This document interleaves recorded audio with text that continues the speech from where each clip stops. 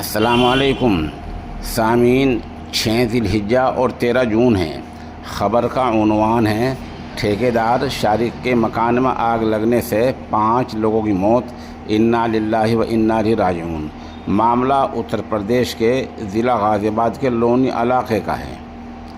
لونی علاقے کے گاؤں بہیٹا حاجی پور میں ٹھیکیدار شارک کا 2 منزلہ مکان ہے۔ پہلی منزل میں یہاں مشینیں رکھی ہوئی تھی، کچھ کباڑے کا سامان پڑا ہوا تھا۔ یہیں شارٹ سرکٹ سے آگ لگ گئی، جس میں 2 بچے اور 2 خواتین سمیت 5 کی موت ہو گئی ہے۔ یہ بتایا جا رہا ہے کہ ان کے نام فرحین، ناظرہ اور اسرا وغیرہ ہیں۔ یہ 5 زخمی، 5 کی موت ہو گئی ہے اور 2 ان میں شدید زخمی ہوئے ہیں۔